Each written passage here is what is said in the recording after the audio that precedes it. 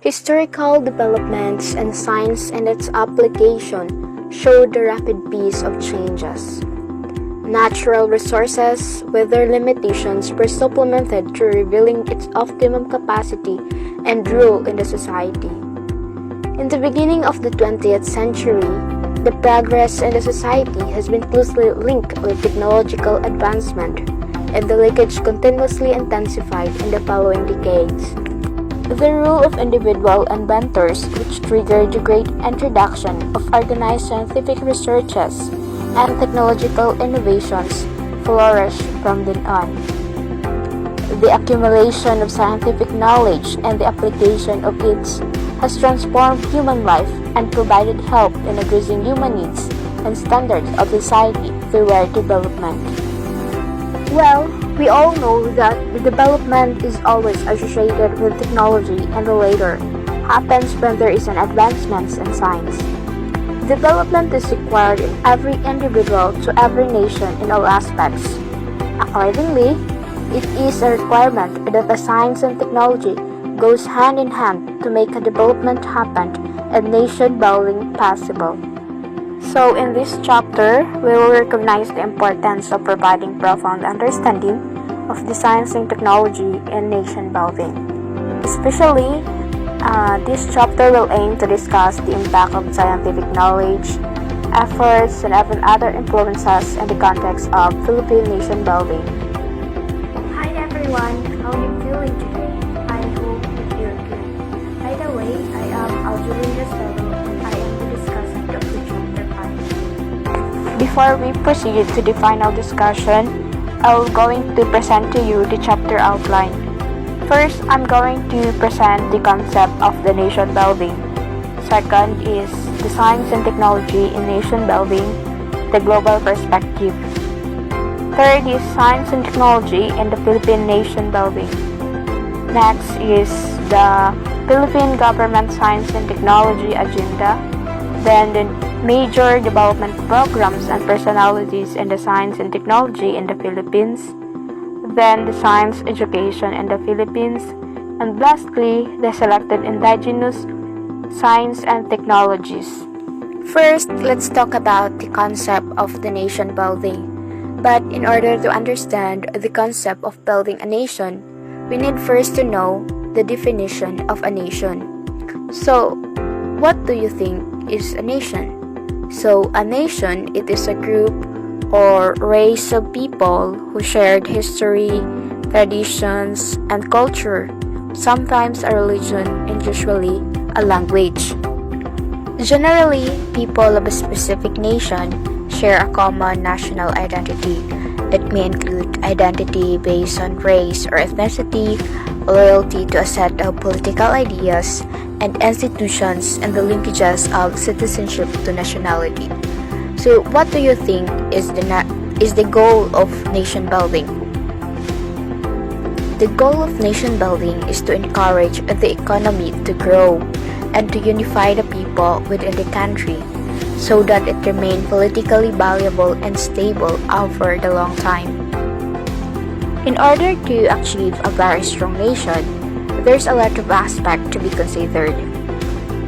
According to Proof Gambari, in the year 2008, he enumerated some aspects in order to achieve a strong nation. First aspect is, in building a nation, you should build a political entity. This political entity include territory, rules, norms, principles, and common citizenship. In building a nation, you should build an institution. This institution includes bureaucracy, an economy, the judiciary, the universities, a civil service, and a civil society organization. And of course, in building or achieving a strong nation, you should build a common sense of purpose, a sense of shared destiny, a collective imagination of belonging. The impact of welfare-centered developments aim to address the basic needs of the people to be free from poverty, inequality, unemployment, or by desire to compete for resources and power, either eternally or in the international system, is necessarily needed. However, it doesn't only include the development in terms of human rights, but also, most importantly, the development of education through our democratic state to promote welfare. What do you think is the relationship between the development and the nation building? According to Risman 2008, he distinguished development as a decision process and decision outcomes, which makes it effective in influencing in all ways the values and the culture of global communities. So generally, development is understood as the improvement of humankind. Risman added that development implies a specific scope, values with respect to which strategies for securing selective change are invented and against which change flows in decision structure and the production and distribution of values constantly evaluated. However, as he was stated, change is development. But from a policy-oriented perspective, not all change is development. Changes incompatible with human dignity can be characterized as retrogression or as this development. What do you think is the key drivers to development? Yes, it is science and technology. And why do you think the science and technology is the key drivers to the development? Well, science and technology are the key drivers to development since economic advances, improvements in key systems such as health, education, and infrastructures are being reinforced through technological and scientific insurgencies. The development of the science and technology greatly affects the condition of the people, especially in their way to live, to connect, to communicate, and to even to transact any transactions. Science and technology makes our lives easier. It is imperative that every state should invest in equipping their people towards an emerging national society. Promoting science and technology advances is seen as essential as an instrument for building a strong nation. For every nation to get developed, the application of both science and technology has to go hand in hand. Villages are developed into towns, and towns into cities, and cities are expanding to greater horizons. This expansion has to go occur through the expansion of science and technology over the years past. The role of science and technology has played in improving the life to be more easier and better with the advancement of medicine, and there has been remarkable development in education, communication, transportation, and other that made the global economic output to increase. Without proper implementation of science and technology, no nation could grow, and all of these nations that were labeled as slow in growth have proved where they stand today, and all that happened because of this science and technology. What is the connection of science and technology in terms of economic status? The development field has been highly influenced by economic thought, as exemplified by the fact that development has been primarily measured by increases in gross national product and or the gross development product. If the economic status increases, then it means that the country development is good. The global economic situation has become the basis for determining the classification of countries. Look at this picture I presented and look at the classification of the countries made by the United Nations. The major development economies include the Canada, the Japan, the France, the Germany, the Italy, the United Kingdom, and the United States. The listed countries are the top most ranked: the Germany, the China, the Japan, the UK, the France, the Canada, the South Korea, the Italy, and the Spain. Determining the competency of a country in science is not an easy task. Certain criteria must be considered in evaluating this aspect. Most of those countries which are categorized by United Nations as developed performed well in the field of science as well. This somehow gives the idea that economic development can be sustained through an effective science and technology applications innovation. In many developing countries, science and technology plays an important role in social and economic progress. Senator Edgardo J. Angara enumerated the factors which contribute to the economic success of Asian countries. These are the following. First, government investment in public goods and services such as roads, clean water, health, and education. Next is support for small and medium-scale enterprises. Next is support for higher education institutions, science and engineering sectors, and industry and the trade associations. Next is institutional linkages between universities, industries, government agencies, and non-government organizations. And lastly, good governance. It is recognized that nations and communities who aim for good standing in the world economy must either possess or seek to acquire a homegrown, self-generating capability in science and technology. Citizens, government, and every individual effort in advancing the status of science and technology in the nations are important toward promoting a nation to a more advanced level of competency, competitiveness, and capability.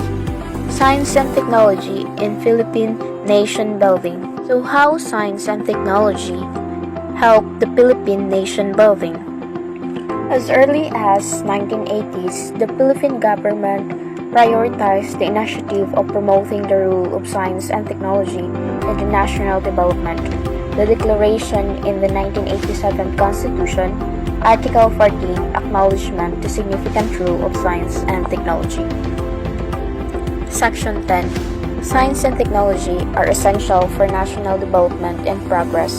The state shall give priority to research and development, inventions, innovation, and other utilization, into science and technology education, training, and services. It shall support indigenous, appropriate, and self-reliant scientific and technological capabilities and their application to the country's productive system and national life. Section 11. The Congress may provide for incentives, including tax deductions, to encourage private participation in programs of basic and applied scientific research. Scholarships, grant in aid, and other forms of intensive shall be provided to deserving science students, researchers, scientists, inventors, technologists, and specially gifted citizens. Section 12. The state shall regulate the transfer and promote the adoption of technology from all sources for the national benefit. It shall encourage the widest participation of private groups, local governments, and community-based organizations in the generation and utilization of science and technology. Section 13. The state shall protect and secure the exclusive rights of scientists, inventors, artists, and other gifted citizens to their intellectual property and creation, particularly when beneficial to the people, for such period as may be provided by law. The mandate necessitates the assurance of implementing efforts and utilizing science and technology as a tool for advancing the capability and capacity of the nation for the welfare and condition of its people. Hence, the Philippine government agencies play significant role in sustaining and promoting science and technology for the progress of the country. The Department of Science and Technology. This Department of Science and Technology, it is the primary science and technology body of the country, which is responsible for providing central direction, leadership, and coordination in all scientific and technological activities. and of formulating policies, programs, and projects to support national development. The development of the Department of Science and Technology can be traced to the National Science Development Board, created on the June 13, 1958, and later recognized on March 17, 1982, into a National Science and Technology Authority. The National Science and Technology Authority was eventually elevated to the cabinet level based on Executive Order Number 128, signed by President Corazon Aquino on January 30, 1980. The Department of Science and Technology, composed of councils and agencies with specific scope and responsibilities as well. The said councils and agencies are these: Sectoral Planning Councils, Research and Development Institute, Science and Technology Service institutes, collegial bodies, regional offices, provincial science and technology centers. These four are the most known offices in the Philippines. The first picture in the left side is the Congressional Commission of Science, Technology, and Engineering. This is created by the Senate and the House of Representative. This commission serves as the advisory of the policy-making body that aims to strengthen the linkages with all the sectors related to science and technology in pursuit of its objectives. Next to the Congressional Commission of Science and Technology and Engineering is the Department of Trade and Industry. This Department of Trade and Industry is responsible for implementing industry-focused policies with the Department of Science and Technology Compounds Program. Next is the Commission of Higher Education. This agency is responsible for formulating of policies, plans, and programs for the development of higher education system in the country. It has been mandated to promote quality education and ensure the implementation of national policies relevant to continuous advancement of learning. Next is the National Economic and Development Authority. The National Economic and Development Authority is a government agency responsible to formulate development plans and ensure that plans implementation achieves the goal of national development. It is regarded as the country's premier socio-economic planning body, an authority in macroeconomic forecasting and policy analysis and research. It provides high-level advice of policymakers in Congress and the executive branch. Science and technology competitiveness of the Philippines. The figure above or the picture shows the pillars of competitiveness in the country. The pillars related to science and technology are the following: technological readiness, the ninth pillar, under the efficiency enhancers, the business sophistication, and the last one is the innovation, under innovation and sophistication factors. This table shows the trend in Philippine rankings in global competitiveness factor in the year 2012 to 2018. Let's move on to the Philippine Government Science and Technology Agenda. In the previous discussion, I've discussed that science and technology are the vital force of the development of our nation. As I was stated, science and technology are the key drivers of the development. Now let's talk about the National Development Agenda. It is a story time. Did you know that Philippine Development Plan, or the PDP, serves as the blueprint program of the Administration Plans for Progress? The NIDA, or the National Development Agenda, recently launched in 2016 the Philippine Development Plan 2017-2022, which is part of 4 medium-term plans anchored in the Ambisyon Natin 2040. It aims to realize the collective vision of Filipino over the next 25 years, thus articulating that. Hopefully, by 2040, the Philippines is a prosperous, middle-class society where no one is poor, people live long and healthy lives, and they're smart and innovative. The country is a high-trust society where families thrive in vibrant, culturally diverse, and resilient communities. These are the pillars of development: the malasakit, the pagbabago, and the patuloy na pagunlad. Malasakit refers to a regain people's trust in public institution and cultivate trust among fellow Filipinos. The pagbabago, inadequately reducing transformation through increasing opportunities for growth of output and income, and the patuloy na pagunlad, increasing potential growth through sustaining and accelerating economic growth.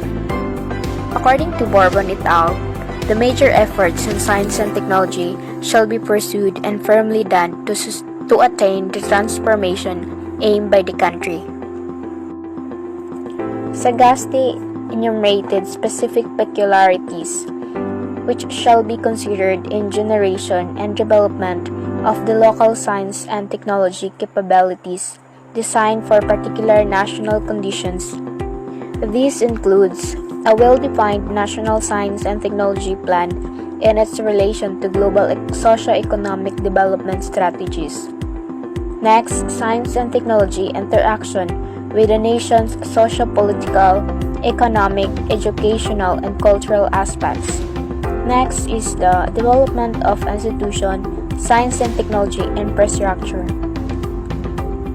Next is local generation of science and technology capacity, and the last one is resource ability for science and technology. The Department of Science and Technology ensures that policies, efforts, and plans included in the Science and Technology Agenda is closely linked to National Development Plan. The DOST prepared the Harmonized National Agenda 2017 to 2022 to ensure that results of science and technology endeavors are geared towards and utilized in the areas of maximum economic and social benefit for the people. These are the issue-based NEBRA programs: water security, the Tubig program; food and nutrition security, SAPAT program; health sufficiency, LICAS program; clean energy alert program; sustainable community, the SACLAW program; the inclusive nation building, the ATIN program. Let's move on to the major development program and personalities in science and technology in the Philippines. The Philippines Development Plan 2017 to 2040 includes science and technology related enabling mechanism toward achieving strong pillars for development. The Department of Science and Technology launched in its 8-point action agenda. These are the 8 points action agenda initially in 2006 to better promote and support science and technology and innovation. The Philippine Science and Technology Human Resources is one of the most promising strategy in breaking the barriers that hinder Philippine progress in terms of science and technology and innovation. It is to enhance the competitiveness of country's science and technology human resources. The strategy recognizes the role of every individual inventor whose works become the womb of new and innovative scientific knowledge honed towards sustaining the advancement necessary for building the nation. I will present some personalities which help the Philippines to build a nation. The National Scientist. The National Scientist receives an annual gratuity and other privileges similar to those enjoyed by national artists. The first personality I am going to introduce to you is Angel C. Alcala. He was organized for his research on the ecology and diversity of the Philippine amphibians and reptiles, as well as marine biodiversity and conservation of marine protected areas. His work has led to a national policy on marine to take zones or protective areas, which has become a model of coastal resource management that has been adopted by other countries. The next personality I am going to introduce is Ramon C. Barba. He was recognized for his achievement in the field of plant physiology, especially the induction of flowering of mango and micro-fertigation, or the rapid multiplying of stocks plants of important crop species. Next personality is Edgardo D. Gomez, PhD. He is known for his research and conservation efforts in invertebrate biology and ecology. He was pivotal in the world's first national-scale assessment of damage in coral reef, resulting in the international conservation initiative such as the Global Reef and Risk Analysis Global Coral Reef Monitoring Network and the International Coral Reef Action. Next is Gabino C. Trono Jr., PhD. He was cited for his outstanding contribution in the field of tropical marine ecology, focusing on seaweed biodiversity. He published extensive studies on the culture of seaweed species and benefited the livelihood of coastal population, and was the first to report the occurrence of ice disease that affected many seaweed farms. Science education in the Philippines. In the Philippines and around the world, science and technology-based and a knowledge-based economy are common concern. Living in such an environment requires expectation and skills to survive. The effort of investing in science and technology and innovation shall be supported and sustained through breaking resource gaps, especially in the education sector. Science curriculum in the Philippines. The life science. Life science, it talks about the life and the living of organisms. Next is the physical science. The physical science, it is the study of nature, its fundamental constituents, its motion and behavior through space and line. Next one is the earth and space science. This earth and space science explore the interconnection between the land and the ocean, atmosphere and life of the planet. These include also the cycle of the water, the carbon, the rock, and other materials that continuously shape, influence, and sustain Earth in its habitat.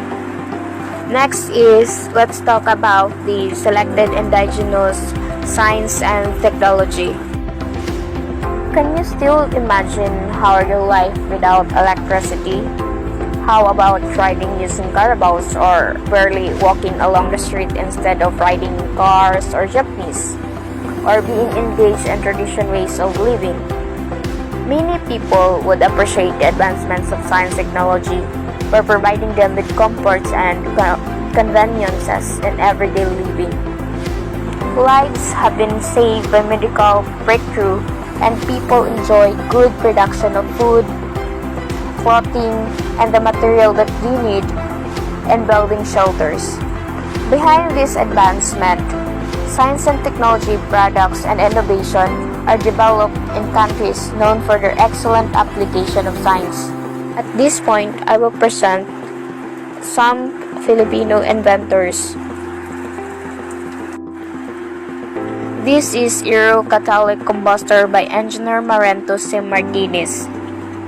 It is a fuel saver and power booster engine device which can be practically used in all types of internal combustion engines like engines of jeeps, cars, trucks, ships, and motorcycles, and even gas-fired power plants.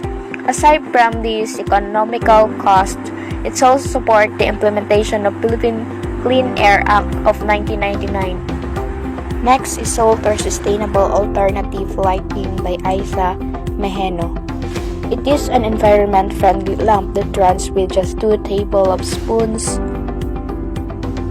of salt and 1 glass of tap water. This invention made it possible for those who live in coastal areas and remote barrios to have a light source. As explained by Mejeno, the lamp is made of improved chemical compounds, catalysts, and metal alloys that generates electricity when submerged to electrolytes. Next invention, made by a Filipino inventors, is the Salamander Amphibious Tricycle by Atoy Lave. Atoy Lave engaged in car customization and desired to address the problems of many commuters in a flood-prone country, invented this tricycle. It can both travel land and water. The Salamander has the power plant choices, 1 electric and 1 internal combustion. Boasting a 6-person seating capacity, the amphibious tricycle is powered by either a 5 kW electric engine or a 250cc gasoline motor. He made this in partnership with new company called H2O Technology, developing in a particular with a firm technological head. These are the top 10 Filipino inventions. All these and many other Filipino inventions are continuously flourishing. It reflects the wisdom of Filipino in dealing with science knowledge and their environment. Indigenous technologies and practice reflects not just ways of working, but also the ways of knowing and thinking of people in the community. People are amazed by how these indigenous systems, which have no equivalent in the modern science, empowered other societies. Indeed, the role of indigenous science and technology in nation building shall not be neglected and overshadowed by the other kind of modernity introduced. Again, this is Algelinda Suelo, the discussant of Chapter 5. Thank you so much for listening. For more queries, you can DM me to these following accounts. Thank you and God bless.